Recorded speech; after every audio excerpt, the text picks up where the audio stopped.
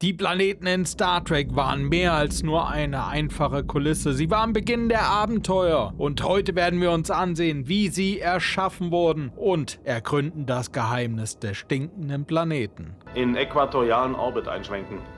Ich bin Jens und damit hineingestolpert in die Planeten von Star Trek. Die Planeten sind mehr als nur das Ziel für die Enterprise. Sie sind Teil der Geschichten und geben einen ersten Blick auf die Welten, auf denen Landungsteams ihre Abenteuer erleben. Aber vor allem waren sie damals eine technische Herausforderung für das Team hinter den Kulissen. Heute wird sowas ganz einfach mit CGI umgesetzt, aber in den 80er und 90er Jahren sah das noch anders aus. Computer sind bereits zum Einsatz gekommen. Ja, aber da gehörte noch viel Handwerk dazu.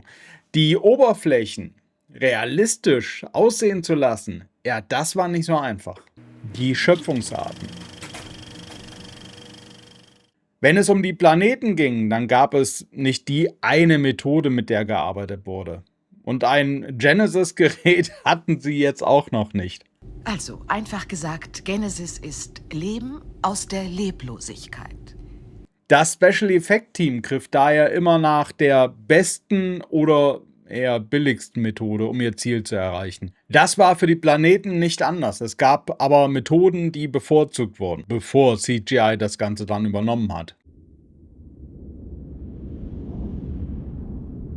Fangen wir doch mal mit einer klassisch künstlerischen Methode an. Das Malen. Mit fotorealistischen Gemälden konnten statische, aber dafür detailverliebte Planeten erschaffen werden. Besonders wenn sie nur kurz im Bild sind, kann die Methode wirklich beeindruckende Ergebnisse liefern. Das beste Beispiel ist das Intro von Voyager, denn da war alles vertreten. CGI, Modelle und Gemaltes. Das Gemalte schnappe ich mir hier mal raus, da ich den Teil optisch einfach mag. Also bevor es auf Warp geht, hat man da einen gemalten Planeten. Gut, das Gemalte ist natürlich so eine Sache, das muss man können und es kann auch nicht für alles genutzt werden. Hier im Intro perfekter Einsatz. Aber wie sieht das in das nächste Jahrhundert aus, wenn die Enterprise ja einen längeren Überflug macht? Dann klappt das wieder nicht. Ein echtes Modell eines Planeten zu filmen, klingt dann doch als Alternative gar nicht schlecht, oder? Erstaunlicherweise gab es den Fall genau einmal in Star Trek das nächste Jahrhundert.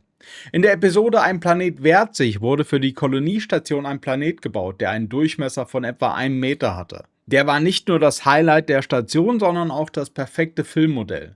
Setzen wir Mikroorganismen aus und wenn dann nach vielen Jahren der Prozess vollendet ist... Das sind jetzt beides Methoden gewesen, die im laufenden Prozess einer wöchentlich erscheinenden Serie nicht verlässlich genug sind oder einfach zu lang dauern. Wenn also keiner malte und auch kein Modell zur Verfügung stand, ja, dann wurden Fotos genutzt. Zum Einsatz kam dann das Sony System G.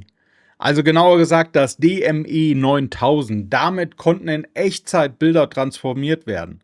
Zum Beispiel konnten 2D-Bilder auf 3D-Objekte gelegt werden. Es unterstützte dabei bis zu 10 Lagen. Ihr müsst euch da an die Zeit zurückdenken. Sowas in Echtzeit machen zu können, das war halt beeindruckend.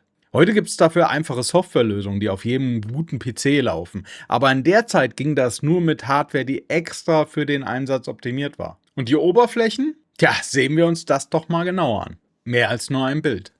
Bilder für Planeten. Was kommt da in Frage? Erstaunlicherweise sind da weniger Grenzen gesetzt und das liegt an der Aufarbeitung. Da wurde eine Nahaufnahme eines Steins zu einem öden Planeten gemacht. Andere organische Strukturen bildeten wilde Formen auf den Planetenoberflächen und ja, da gibt es ja am Ende ja noch so einen ganz speziellen Fall. Ja, oder man nutzte ganz einfach Satellitenbilder der NASA. Gut, so ein Teilausschnitt der Erdoberfläche kann da zum Beispiel ein guter Klasse M-Planet werden. So gut das Verfahren auch war, man merkt, dass da noch was fehlt. Wolken. Das System G konnte ja auch mehrere Lagen übereinander verarbeiten. Also musste da noch eine Atmosphäre geschaffen werden. Für die Wolken gab es verschiedene Möglichkeiten. Zum Beispiel Wolken aus Talkumpulver war ein schneller Weg. Fein zerstäubt, mit hoher Aufnahmegeschwindigkeit, ergab das einen schönen Wolkeneffekt. Interessanter war es dann schon, wenn man mit Flüssigstickstoff arbeiten konnte. Das ergab eine schönere, dichtere Wolkenformation. Auf dem Bild seht ihr übrigens Ron Moore vor einem Becken mit Flüssigstickstoff. Und ich glaube, sein Lächeln, das zeigt, wie zufrieden er mit dem Ganzen war. Übrigens, das ist nicht Ron Moore der Autor, sondern Ron Moore der aus dem Effektteam. Das Ganze wurde übrigens bei Image umgesetzt, einer Effektschmiede, die damals viel für TNG gearbeitet hat. Für aktivere, wildere Wolkenformationen gab es Trockeneis. Dafür wurde eine Glasschale mit den Maßen 60 x 40 cm mit heißem Wasser gefüllt. Da gaben sie dann Trockeneis rein und es kommt zu einer stärkeren Reaktion, wenn das Trockeneis mit der Energie des heißen Wassers reagiert. Das DM9000 oder Sony System G bot ja natürlich auch die Möglichkeit, mehrere Lagen zu setzen. Also legte man die Wolken auf eine Lage oder eine abgedunkelte Version der Wolken auf eine Lage darunter. Das versetzte man leicht und so warfen die Wolken auch Schatten auf den Planeten. Das ist ein kleines Detail, aber mit einer starken Wirkung. Stärker ist da aber die Energie der Sonne, die flockige Sonne. Nicht ganz so oft im Bild sind die Sonnen der Systeme, aber wenn, dann musste man sie etwas anders angehen. Sieht man sich Bilder unserer Sonne an, dann ist das keine einfache Flammenkugel. Da ist Bewegung drin. Schwarze Flecken tanzen auf ihrer Oberfläche. Ausbrüche und Sonnenwinde bilden ihre Aura. Wie bei den Planeten muss die Oberfläche nicht das sein, was sie ist, sondern sie muss nur so aussehen. Das Ergebnis ist das Wichtige und nicht der Ausgangspunkt. So ist der Ausgangspunkt für eine Sonnenoberfläche, wie wir sie kennen, kein Feuer, sondern eine beleuchtete Glasplatte, auf die Haferflocken gestreut wurden. Mit einer Vibration fingen die an zu tanzen und bildeten so die richtige Oberfläche. Dampf vom flüssigen Stickstoff rundete dann das Ganze ab, als sie die 2 Schichten auf eine Kugel legten. Wobei das ein spannender Widerspruch ist. Etwas extrem Kaltes wird genutzt, um etwas Heißes darzustellen. Die Sonnenwinde bestanden aus Backpulver, das in die Luft geworfen wurde und mit 360 Bildern pro Sekunde gefilmt wurde. Langsam abgespielt passte das dann perfekt. Ich bin bei der Recherche auch auf die Herstellung der Effekte für Kraftfelder und so weiter gestoßen. Freut euch schon mal, denn da kommt irgendwann auch mal was dazu. Man sieht aber, wie wichtig hier die passende Beleuchtung ist. Das gilt ganz genauso für die Schatten. Eine Welt der Schatten. Bei der Darstellung von Planeten haben wir jetzt die Oberfläche, die Atmosphäre und ihre Lichtquelle, die Sonne, gehabt. Schatten der Wolken gab es jetzt auch schon, aber ein wichtiger Punkt, der fehlte noch. Und der lässt Planeten nochmal deutlich realistischer wirken. Das Spiel aus Licht und Schatten durch die Ausrichtung zur Sonne, das kann den Unterschied machen. Hier sieht man gut, wie sich das Licht auf der Planetenoberfläche verhält. Die Grenze zwischen Licht und Schatten, das ist keine gerade Linie und kein einfacher Bogen. Das Licht folgt der Form der Kugel. Schmal an den Polen, breiter in der Mitte. Wie eine Münze, die er auf die Kante stellt und leicht kippt. Genau das haben die Leute bei Star Trek ihren Compositing-Teams mitgegeben. Mit Zeichnungen und Beschreibungen, die den Effekt ziemlich genau einfangen. Die Zuschauer merken schnell, wenn etwas falsch ist. Ein leicht falscher Bogen und die Leute spüren, dass da was nicht stimmt. Das kann den Eindruck einer ganzen Szene zerstören. Um das zu verhindern, musste die Schattengrenze eine Ellipse sein. Ein echter Querschnitt durch die Kugel. Und sie muss zur Beleuchtung der Enterprise passen, damit beide sichtbar im gleichen Umfeld existieren. Die Grundlagen, die sitzen jetzt. Und da können wir uns doch mal mit den Highlights beschäftigen. Und da fange ich mit einem Effekt an, der preisgekrönt wurde. Der ausgezeichnete Planet. Der zeitreisende Historiker ist insgesamt eine interessante Episode. Die wurde ursprünglich Robin Williams auf den Leib geschrieben. Sie standen genau da, wo ich erscheinen wollte. Wer sind Sie? Rasmussen ist mein Name, Sir. Der dann aber wegen Hook absagen musste. Ich bin fertig mit dem, was ich tun wollte und ich muss wieder zurück. Ein Film mit spannenden Effekten, aber ansonsten, nicht so meins. Gut, um ihn soll es heute aber nicht gehen, sondern um die Planetenreinigung. Die sorgte dafür, dass es dafür den Emmy für visuelle Effekte gab. Dan Curry und sein Team mussten zeigen, wie die Enterprise einen Planeten rettet. Ich denke, unsere Bohrfäser können genügend Gas freisetzen, um so einen Mantel zu bilden, der vorläufig auf dem Planeten die Hitze der Sonne zurückhält. Das Spannende ist hier, dass ich euch im Detail von den ersten Zeichnungen bis zum Finale zeigen kann, wie das gemacht wurde. Jede Einstellung findet sich präzise im Storyboard. Wie der Strahl aus dem Deflektorschirm austritt. Wie er die Atmosphäre trifft, wohin das Licht fällt, wie lang die einzelnen Sequenzen sein sollen.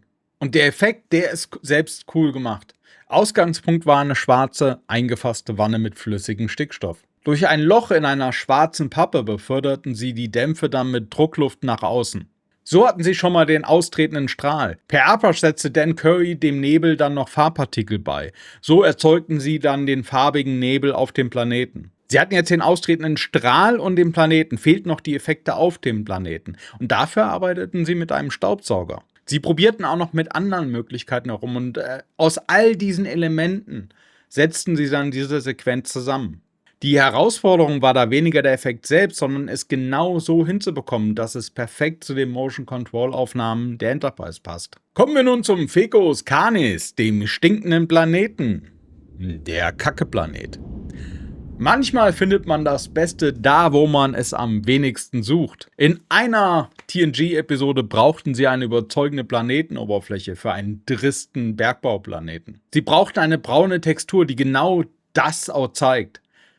Und da kam ein Teammitglied ins Büro und hatte ein Bild dabei. Was ist denn das? Er wollte jetzt nicht genau sagen, was es war, aber es bot genau das, was sie brauchten. In der Nachbearbeitung zoomten sie aber wieder rein und entdeckten einige verdächtige Spuren, inklusive eines Nike-Logo-Abdrucks und unverdauten Maiskörnern, die sie erst übersehen hatten. Dann gab er es zu, der Kollege war in die verdaute Mahlzeit eines Hundes getreten und wollte daraus wenigstens etwas Positives mitnehmen. Ja, und deshalb machte er ein paar Fotos. Also ganz normale Reaktion auf sowas, ne? Mit einem Wettersystem darüber und um eine Kugel gewickelt, war davon aber eigentlich auch nichts mehr zu erkennen. Außer, dass er die perfekte Textur hatte. Pre-digital age where we had to use kind of bizarre alchemy to come up with images. Nur erfuhr die Presse davon und nutzte es für Artikel. Ein Planet aus Hundekacke und das zur besten Sendezeit. Dan Curry erzählte, dass ihn seine Mutter extra anrief, um ihm zu sagen, dass das nicht sehr schön war, so aus dem Fernsehen zu zeigen. Die Textur blieb aber im Archiv und wurde weiter verwendet. Aber sie war nie als das zu erkennen, was sie war. Einfach nur Kacke. Was lernen wir aber aus dem Ganzen? Bei Effekten kommt es nicht darauf an, was genutzt wird. Nur das Ergebnis muss halt am Ende stimmen. Da ist es eigentlich egal, ob Haferflocken die Sonnenoberfläche darstellen, kalter Rauch, heiße Stürme erzeugt oder mit simpelsten Mitteln ein Strom aus Dampf erzeugt wird. Ein so gutes Special-Effekt-Team macht auch aus Scheiße einen Planeten, wenn es sein muss. Das Auge und das Gespür dafür zu haben, solche Effekte erkennen und sie richtig zu nutzen, das ist beeindruckend. Ja, da kam auch Technik wie der Sony System G zum Einsatz, aber auch ganz einfache Mittel wie ein Staubsauger. Aber das ist gerade das Spannende an diesem Prozess. Auch ein Grund, warum ich es halt so liebe, in so Themen einzusteigen. Jetzt seid ihr aber wieder gefragt, welcher Effekt hat euch beeindruckt? Schreibt mir das doch mal in die Kommentare. Ich bin Jens und damit hinausgestolpert zu neuen Videos. Haut rein!